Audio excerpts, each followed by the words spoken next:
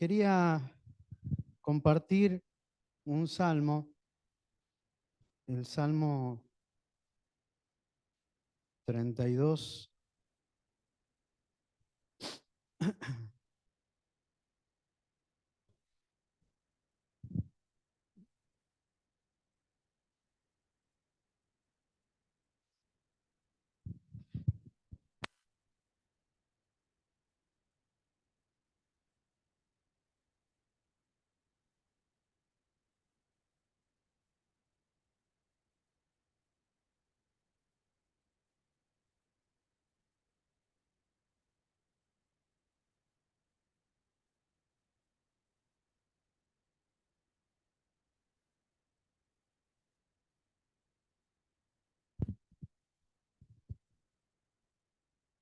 Bueno, no lo anoté al salmo, pero me lo acuerdo.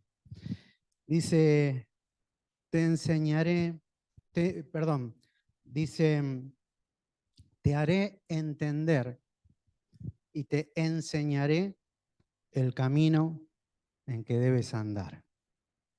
Ese versículo. Te haré entender y te enseñaré el camino que debes andar. La palabra del Señor nos dice eso, ¿no? Te haré entender y te enseñaré el camino en que debes andar. Qué lindo. Y anoté algunas cosas.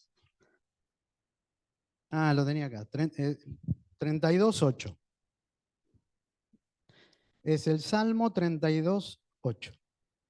Te haré entender y te enseñaré el camino en que debes andar. Y termina diciendo, sobre ti fijaré mis ojos. Pero vamos a concentrarnos en esta primera parte.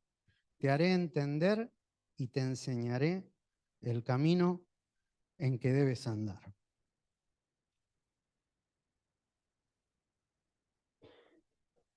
Te haré entender, dice.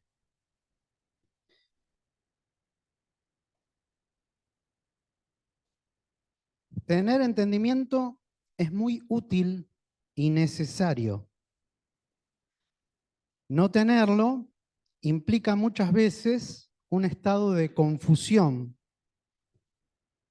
Si no entendemos y queremos entender,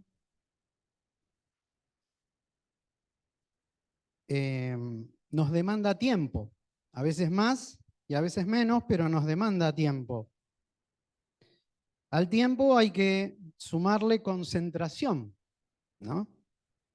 Porque para entender tenemos que como prestar especial atención a lo que se intenta aprender o entender, ¿no?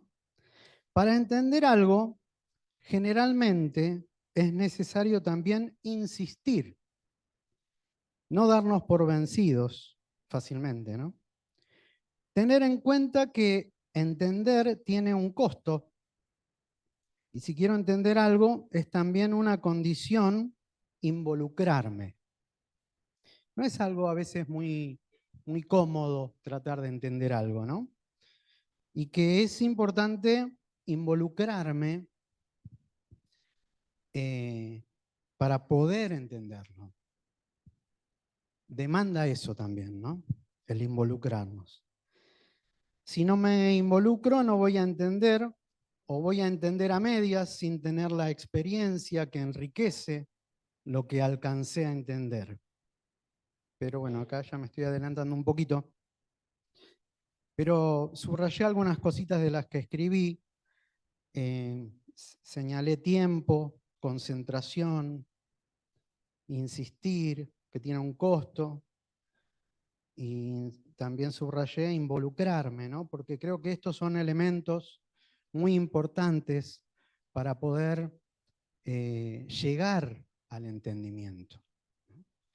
Para llegar al entendimiento necesito estas cosas y seguramente algunas más que ustedes en la reflexión irán descubriendo, ¿no?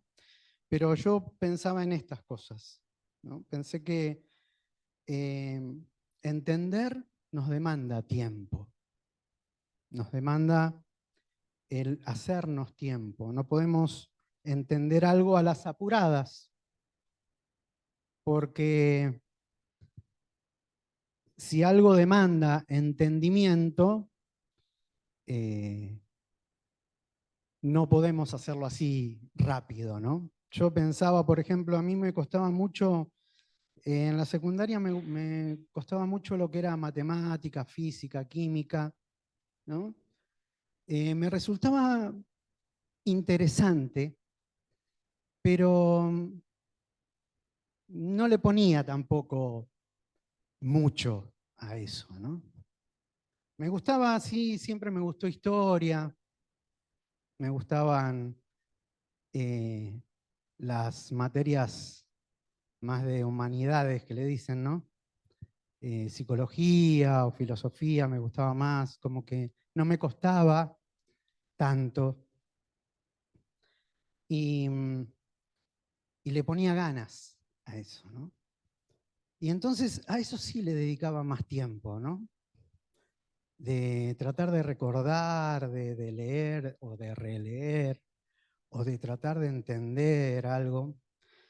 Y lleva tiempo, demanda tiempo, ¿no? Como matemática, física no me gustaba tanto, no le dedicaba mucho tiempo y la verdad que aprendí muy poco de eso, ¿no? Pero me resulta como admirable todo lo que es eso, ¿no? Matemática, pensaba que es como un idioma universal la matemática, ¿no? 2 más 2 es 4 acá y en la China, en Japón, en donde sea, ¿no? Es como que yo pongo esto y esto, acá y allá es lo mismo, son 2, ¿no? Sepa sumar o no sepa sumar la persona, va a ser 2 igual. Y pensando en eso, filosofando en eso, filosofando la matemática, un lindo título, ¿no? Digo, qué tremendo, ¿no? También pensaba que realmente el ser humano tiene una capacidad, pensando en la matemática, ¿no? Admirable para ponerse de acuerdo, ¿no? Porque la verdad que la matemática es ponerse de acuerdo. Porque si yo digo que esto más esto es 3, ¿cuál es el problema? ¿No? Si me pongo de acuerdo con todos ustedes que esto más esto es 3, bueno, es 3. Entonces sabemos, esto más esto es 3. Viene alguien y, no, es 2. No, es 3. Y si lo pensamos un rato, ¿quién dice que esto más esto es 2? Es como ponernos de acuerdo, en definitiva, que 1 más 1 es 2, ¿no? Por eso digo, la matemática es algo eh, tremendo, que el hombre, el ser humano, lo va descubriendo, está ahí, ¿no? La matemática está en todos lados. Una vez hablando, estábamos con 2 de mis hijas acá en la granja municipal, había así como un alambrado, eh, y estábamos hablando un poco de este tema, ¿no? Y de la geometría, hablamos, de esas cosas, ¿no? Que uno se pone a hablar, que no entiende, pero habla uno.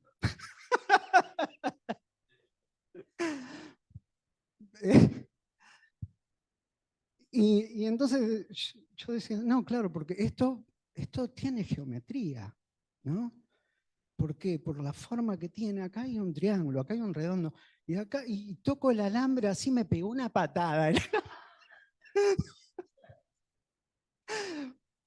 Volví a la tierra, digamos. Se mataban de risa las chicas, pero bueno.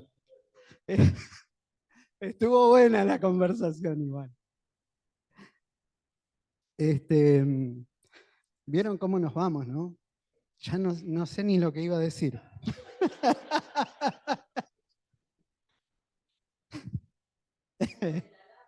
Claro, necesito un alambre por acá para...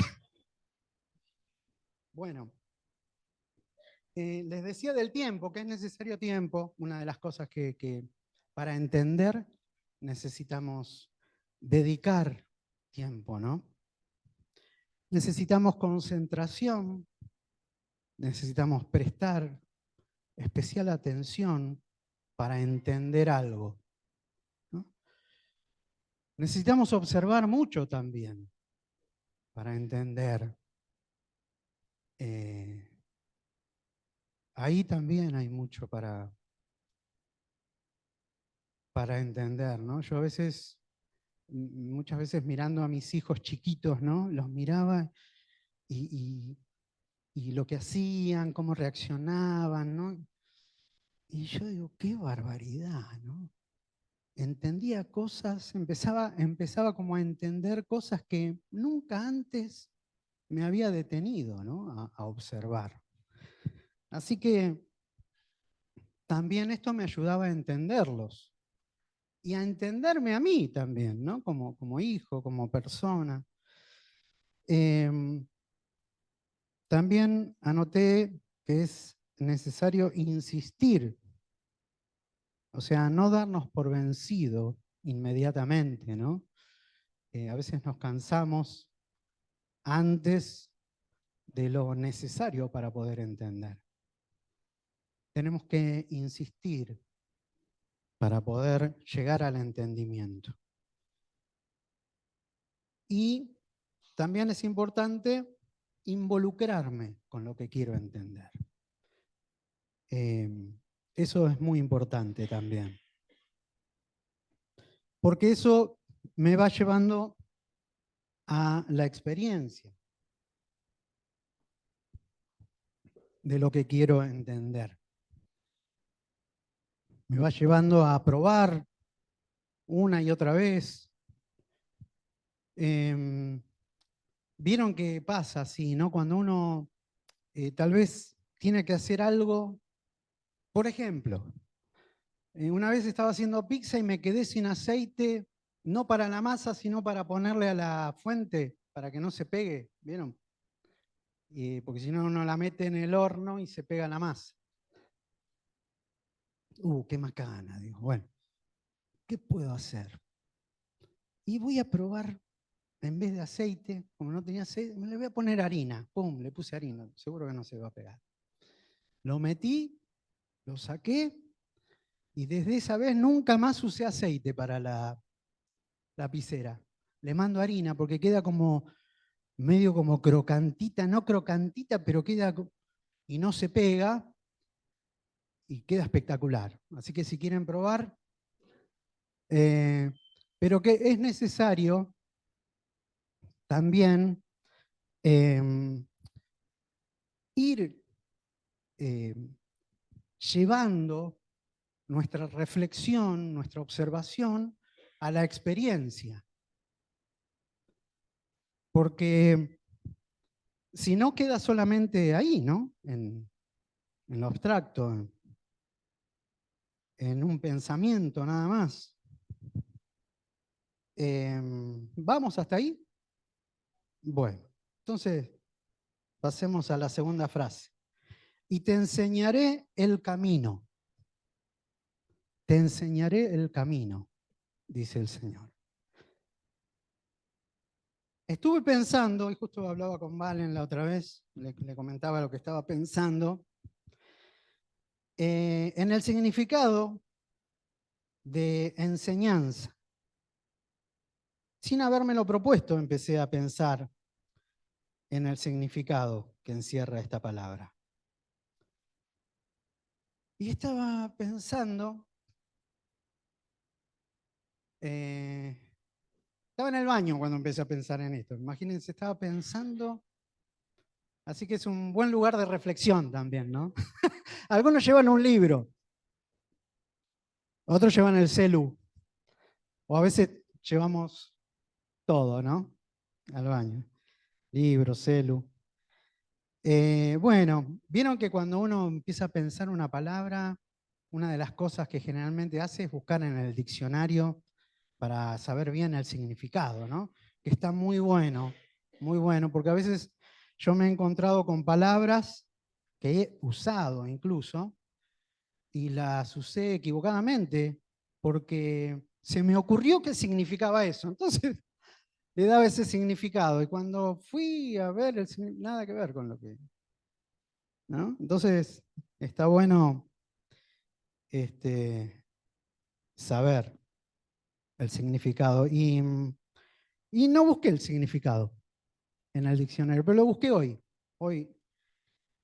Y viene del griego didasco, dice, que quiere decir, miren qué interesante lo que quiere decir, que encima esta palabra, el griego, es como está en el Nuevo Testamento, porque también lo podemos encontrar en el latín, ¿no? Pero el latín toma del griego, entonces muchas palabras. Entonces, como esta palabra es de origen griego, está bueno buscarlo en el significado original, porque muchas palabras a nosotros nos llegan del latín, porque nuestro idioma es un idioma latino. El español es uno de los idiomas romances que le dicen, ¿no? Entonces, fíjense lo que quiere decir didasco en el Nuevo Testamento, ¿no? Como está escrito en el Nuevo Testamento, dice ayudar a alguien a crecer. Eso es enseñar. Ayudar a alguien a crecer. Y como que me abrió un poco la dimensión de lo que venía pensando, ¿no? Y pensaba que muchas veces el que enseña solo se propone transmitir lo que sabe o incluso hacer gala de ello, ¿no? Mandarse un poco la parte, yo sé, entonces yo te enseño. Miren todo lo que sé, puede decir uno, ¿no? Y el enseñar se mezcla con mucho del querer impresionar, a veces, ¿no? Me acordaba que había escuchado a un cura que falleció hace poco, Mamerto Menapache, algunos lo deben conocer, lo habrán escuchado, y él un día hablando de esto, dice que los griegos decían que enseñar no es llenar cántaros, sino encender fuego. Y explicaba un poquito, ¿no? La idea no es cargar de conocimiento, sino es ayudar a pensar. Y eso cambia mucho la idea, ¿no? Así que eso decían los griegos, ¿no? No es llenar cántaros, sino encender fuegos. Me gustó. A veces pasa eso, ¿no? Nosotros queremos enseñar llenando de información, que a veces impresiona, ¿no? Dando datos, y pensamos, estamos enseñando, ¿cómo enseño? Che? ¿No? Y en realidad no estamos enseñando nada. Estamos creyendo que estamos enseñando, pero no es eso. Eh,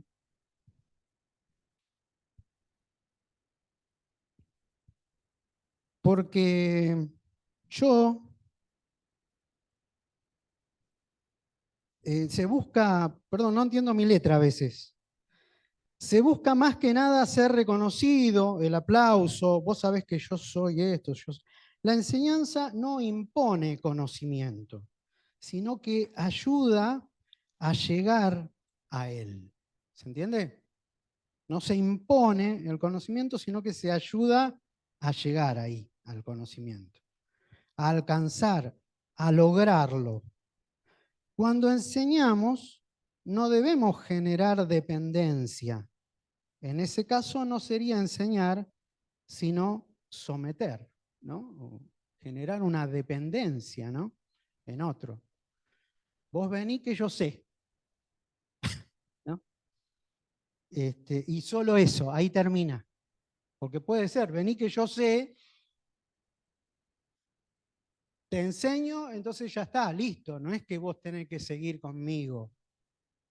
Pero a veces en la enseñanza se genera eso, dependencia nada más, ¿no? Y eso no es enseñanza en realidad. Cuando enseñamos, bueno, esto ya lo leí, ¿no?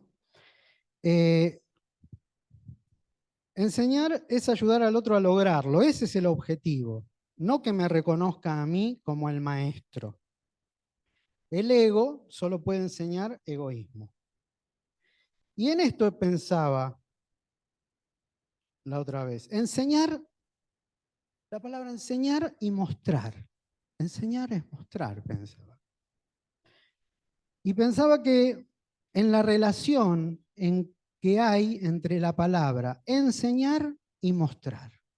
Y me di cuenta que a veces se usa de manera indistinta ambas palabras.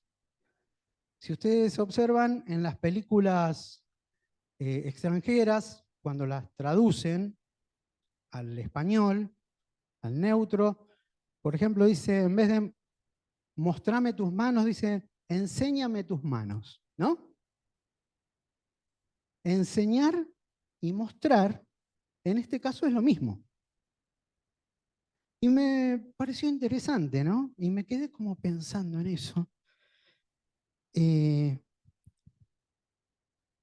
y, y me quedé pensando cómo enseña Jesús, cómo enseñaba Jesús, ¿no? Eh,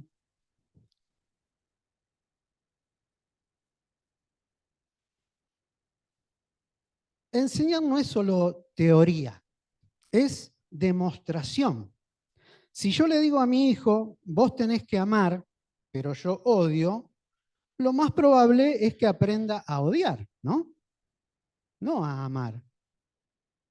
Yo pretendo enseñarle a amar, pero en realidad yo le estoy mostrando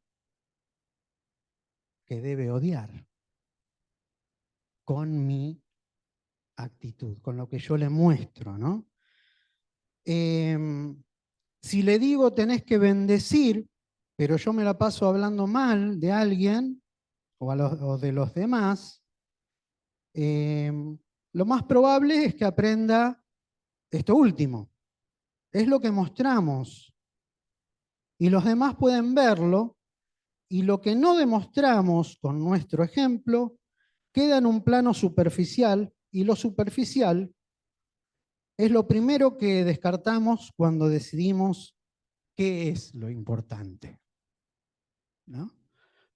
Entonces, dejamos la enseñanza de que lo importante no es amar, sino odiar. Amar es algo superficial, odiar es lo importante. ¿Por qué? Porque yo le muestro que el odio es posible y lo ve. Si yo maldigo, si yo critico, puede llegar a la conclusión de que en realidad eso es lo importante. Puedo hablar lindo de alabemos, bendigamos, pero si yo hablo mal, critico, maldigo, lo que estoy enseñando es que lo importante es eso. Lo superficial es esto otro. Es lindo, alabar, bendecir, pero la realidad es otra. ¿Se entiende? O sea que nuestro ejemplo es determinante a la hora de enseñar algo. Entonces acá viene la pregunta, ¿cómo enseñaba Jesús? Alguien le preguntó a Jesús, Señor, ¿dónde vives? Ven y ve, vení y mirá, vení y observá, le dijo Jesús. No le dijo, yo vivo acá a 3 cuadras. No, le dijo, vení y mirá.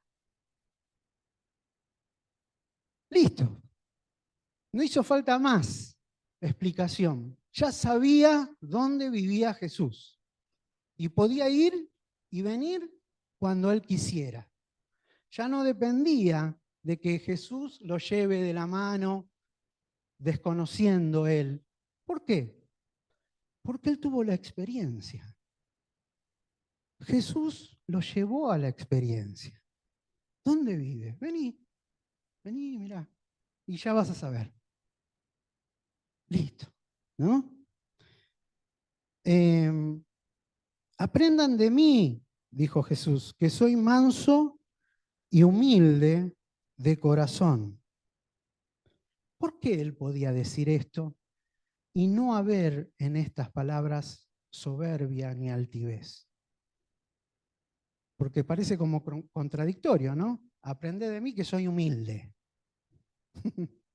Un conocido mío decía, mi mayor virtud es la humildad. Lo decía en chiste, ¿no? Pero a veces pasa por ese lado, ¿no? Él lo podía decir, Jesús, no lo decía con altivez ni con soberbia, sino que lo decía porque él sabía lo que tenía en su corazón y podía demostrarlo. Aprendan de mí, decía él. Aprendan, no miren cómo soy yo. Aprendan, lógrenlo, alcáncenlo. Acuérdense que didacos es ayudar a alguien a lograrlo. Acuérdense. Aprendan, lógrenlo, alcáncenlo. Sean mansos y humildes. Ejemplo les he dado, decía muchas veces Jesús, ¿no?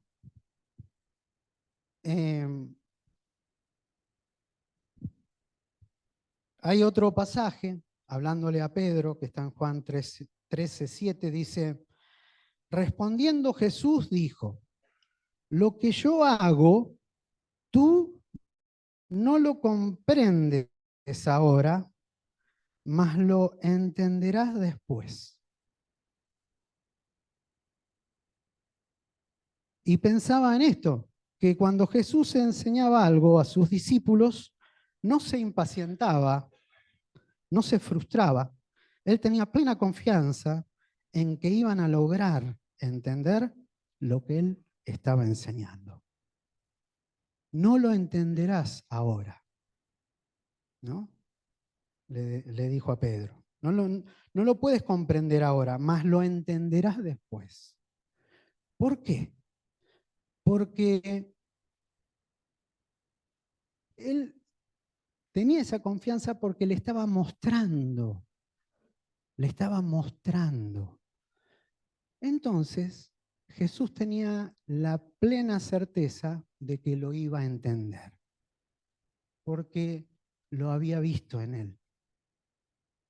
Se dan cuenta que es diferente, ¿no? Qué manera de enseñar tan hermosa la de Jesús. Y esto ahora pienso, reflexiono, que uno puede enseñar lo que tiene. Porque enseñar es dar. Y uno no puede dar lo que no tiene, ¿no? Así que Jesús tenía mucha paciencia en que sus discípulos aprendan, no apuraba tampoco los tiempos. A veces exigimos lo que ni siquiera nosotros nos exigimos, ¿no? Le exigimos a otros, pero en el momento que me toca a mí, soy súper flexible, ¿no? Soy muy condescendiente conmigo mismo, pero con otros soy implacable. No le dejo pasar una, ¿no? Enseguida, ¡boom! A él, lanceros, decían en el zorro. A él. Y ahí iban los lanceros, ¿no? A veces somos así. Pero Jesús no tenía problema, no tenía ese problema. Estaba libre de eso. Porque él le había enseñado con el ejemplo. A mí me llama la atención, por ejemplo, cuando lo van a buscar a Jesús, los soldados romanos, para llevarlo preso y crucificarlo, dice que Pedro saca una espada y ¡blum! Le corta la oreja a uno.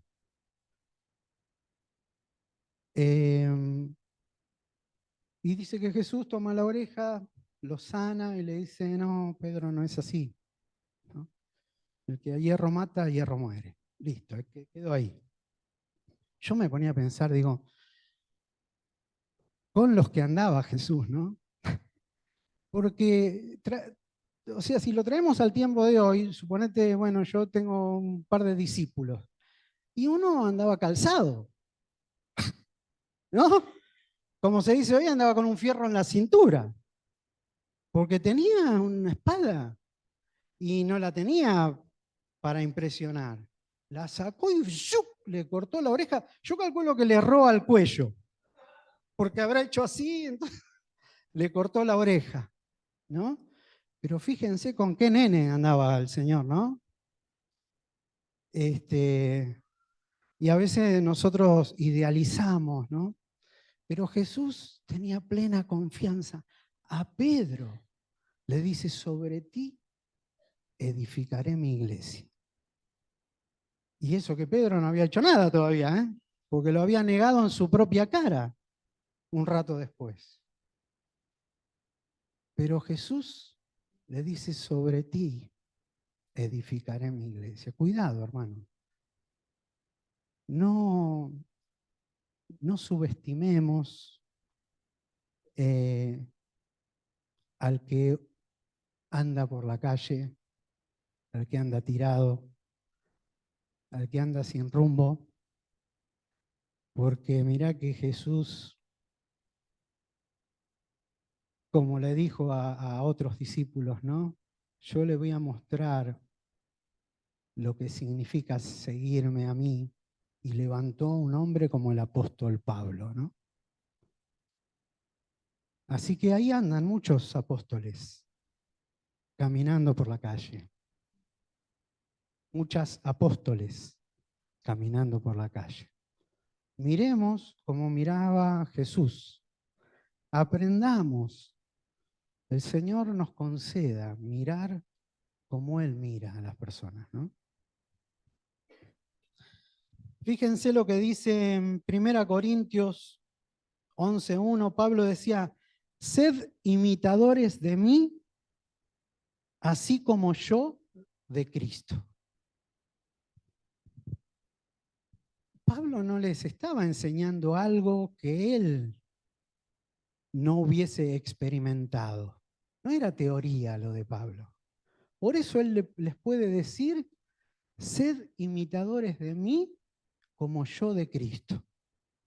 Porque tal vez nos puede decir, no, Cristo, y obviamente Cristo, ¿no? Parece como algo muy, muy alto, ¿no? Muy lejos de alcanzar. Entonces, Pablo la hace más fácil. ¿Les parece muy lejos? Bueno, imítenme a mí como yo a Cristo. Más fácil. Así que podemos hacer más fácil para otros si nosotros somos imitadores de Cristo. Pablo nos lo deja claro en este pasaje, ¿no? ¿Por qué?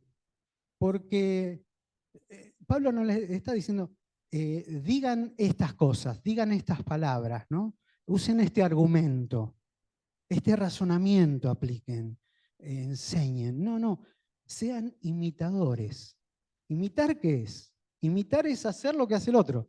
Dígalo con mímica, ¿no? Uno está viendo lo que el otro hace.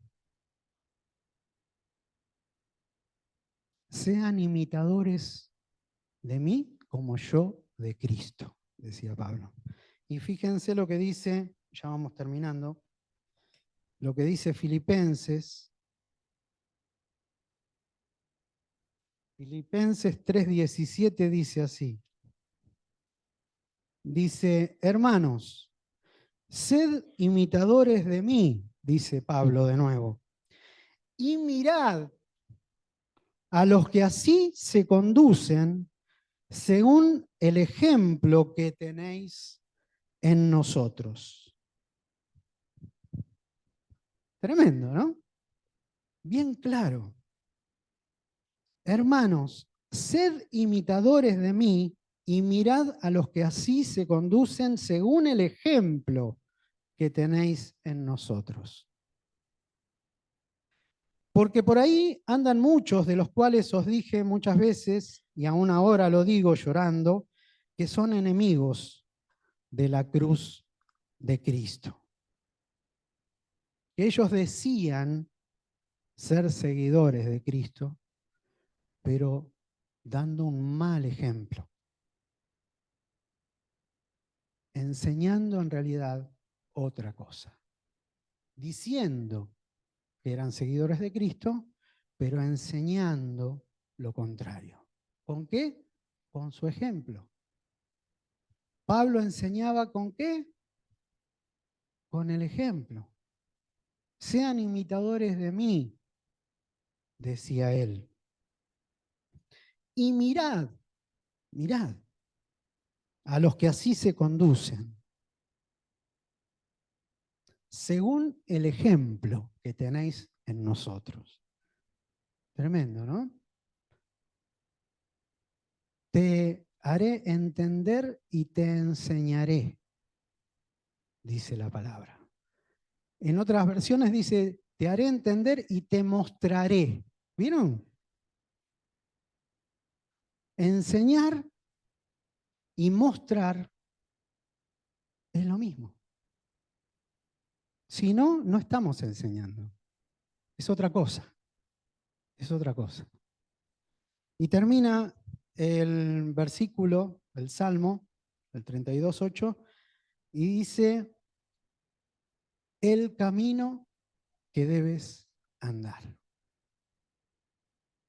El camino que debes andar. Y esto nos da la idea de que ya uno lo puede hacer solo. Ya entendió, ya aprendió. Entonces puede andar el camino. Qué lindo. Qué hermosa manera de enseñar que tiene nuestro Padre. Qué maravilloso. Tenemos que aprender de Él. Tenemos que mirar a Jesús. Y tenemos que imitar al Señor. Y poder decir tranquilamente, sin ser espiritualoide, sean imitadores de mí como yo de Cristo. Puedo ser medio cachivache, digamos, ¿no? Por así decirlo, pero si yo amo a Jesús y busco parecerme a Él, puedo tranquilamente decir, sean imitadores de mí como yo de Cristo. Qué maravilloso es tener este tipo de enseñanza, ¿no? Que baja hasta nosotros. Jesús se hizo hombre y nos enseñó a vivir como hombres, despojándose de todo, haciéndose obediente hasta la muerte de cruz. Nos enseñó cómo es la vida.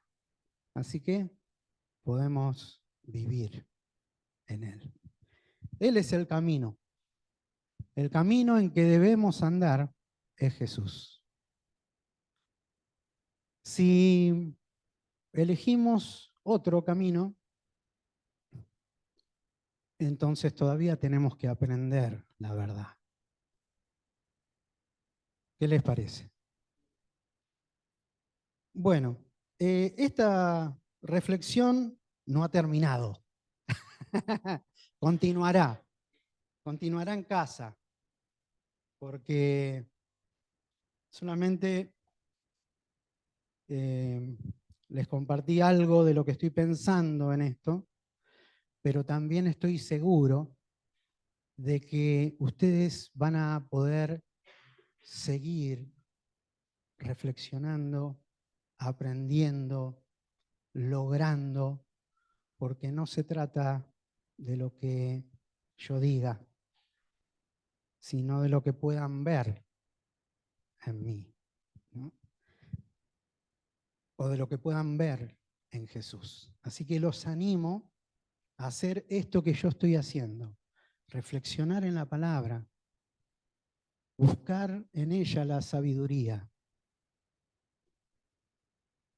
hacer de ella la fuente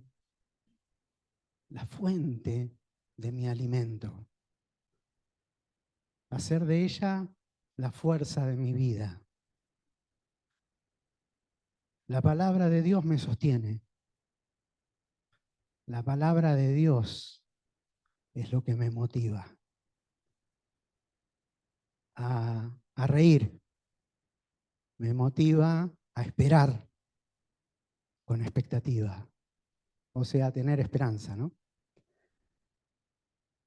Los animo a esto, a buscar en la palabra lo que Dios tiene para cada uno de ustedes.